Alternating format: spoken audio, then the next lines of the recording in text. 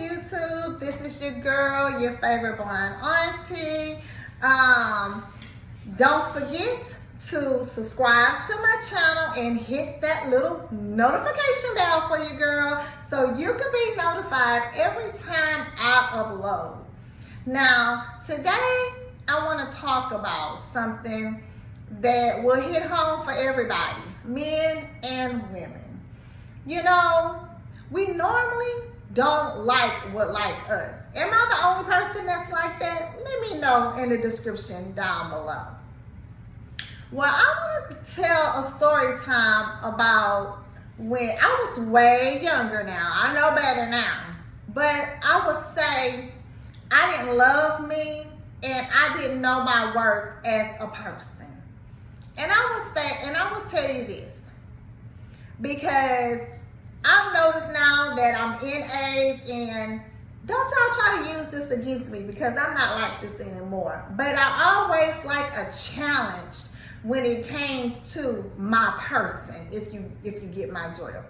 If it came to me easy, I didn't want it. If you threw yourself at me, I didn't want you.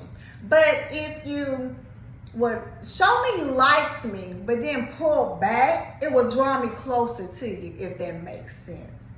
So I see a lot of young guys and young girls on social media, because y'all know I'm all over the internet. So this is for you. When someone really is into you, they're gonna be all over you. When somebody is dibbling and dabbling in other things and they give you a little attention sometimes and they're all over you and then they pull back, most of the time that means that it's other people involved with them other than you. Now, I want to tell you, give you guys a little story of time about me with the situation with this. I was real young. And like I said, I guess I didn't love myself, or I didn't realize the value of me.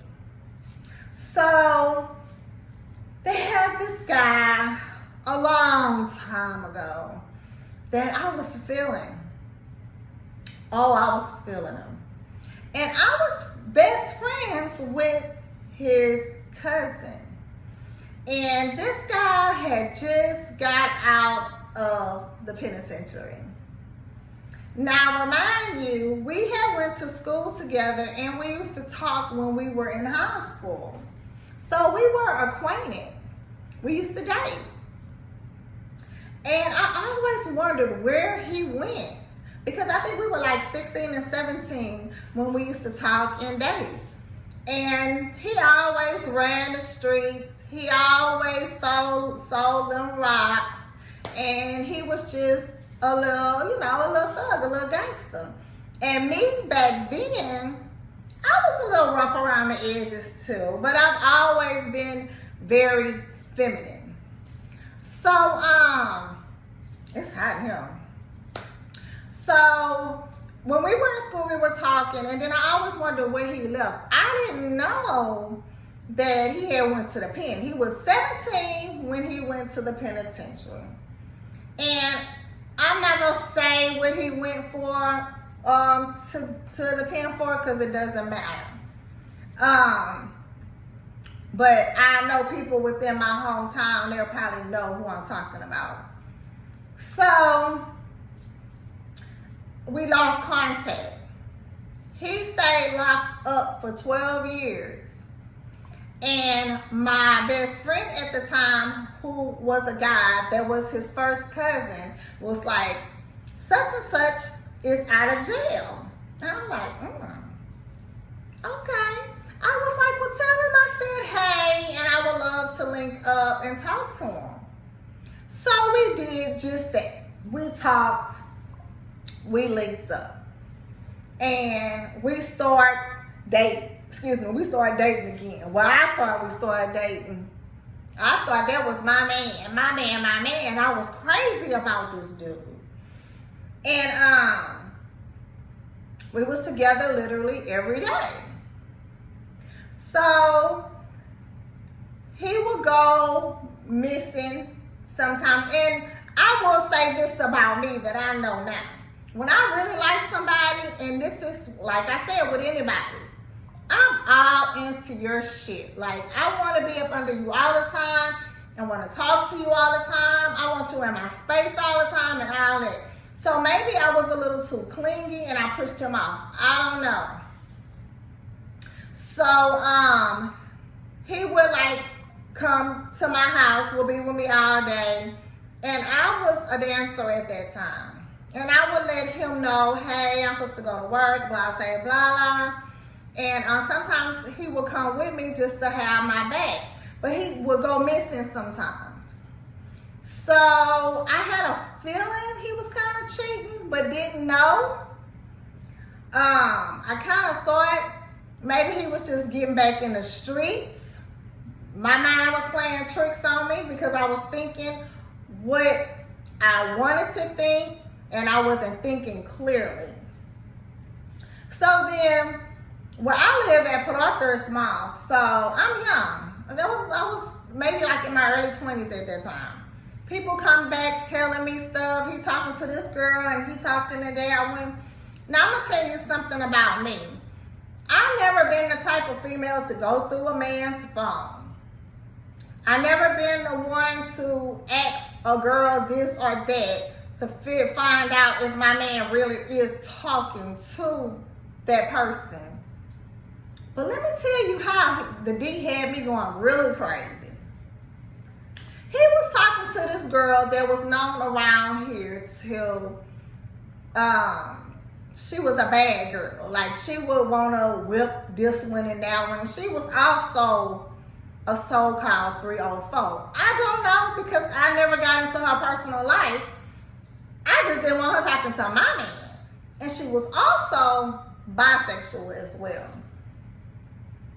So people started telling me he was talking to her and other girls too. But this is the one I think he really liked, because he stopped coming to my house like he was every day, and he was being gone days at a time. So I found out who knew her so I could ask her. Let me tell you another thing, how I am. I always said, if a big ITCH come to my house, it'll be the worst thing that she will ever do, because I'm going to drag you in, I'm going to lock the door, and I'm going to put them hands on you, okay? So it's late one night. I'm in my bed sleeping. I get a ring at the doorbell. It's her. I open the door. Heart beating, because I'm ready for whatever at this point. They already saying around here she go for bad. I don't go for bad, but what you're not gonna do, you ain't gonna play with me. So she was like, I heard you been asking about me and wanna know if I'm talking to such and such. And I was like, yeah. I was like, because he's normally here and he ain't been here. She was like, yeah, we messing around and this and that. He been in my house all day and this and that. Okay, she came to my house correct. She came talking to me and not to argue with me, because I'm already in my feelings, because who I thought was my man was dipping out on me. So my heart was broken and my pride was crushed as well. So he stayed away for a while. Then he finally called me, because he couldn't stay away from me either. So he was like didn't call like nothing had happened. He was like, hey, what you doing, blah, blah, blah. I'm like, you got this girl coming to my house and this and that. So he paused me. He was like, you the one going around asking questions and trying to find out if I'm talking to her or not. So I paused him. I was like, I wouldn't have been doing that, sir, if you wouldn't be creeping. He tried to flip the script on me. So I don't really remember what else happened after that, because like I said, it was a long time ago. So after he told me that, I was like, F it. You want to be with her? Because she ain't nothing but ghetto trash anyway, living in the projects and blah, blah, blah. You know how we do, ladies. always, when we in our feelings, we will try to down talk another female. That was me when I was younger. So I'm like, I let it go. I started talking to somebody else. So I'm at the club or whatever, and the girl that he was cheating on me with, that I guess he left me for, she was in the club. And she was cute. She was dark-skinned, baby. Her little skin looked like porcelain. And baby, back then I was a string bean. I was skinny as I don't know what. But Miss Thing, she was fine. She was a brick house baby. She had a little waist and a big old fatty. And she was bi. So me being who I am, I went over there and flirted with her. I was like, hey, boo, what you doing? And I was like, come dance on my lap and blah, blah, blah. And she was dancing on me and I'm flirting with her and baby, we dancing. So we dancing, we cutting up in the club. Now remind you, it's small out here. So you know everybody went back and told them. So I went back home, she went her way, and I went mine. I got a phone call the next day. About 3 or 4 o'clock. It was him. Hey, what's up? He said her name. She over there? I fell out laughing. I was like, oh, she didn't come home last night? He was like, no. I was like, They must have told you I was with her last night, huh? Baby, and I was just laughing. I was like, no, she didn't come home with me. I didn't want her. I was just playing around with her just so I could get back to you. And baby, he was in his feelings. And baby, there was enough of payback for me because now, you feeling how I was feeling. You feeling how I was hurt.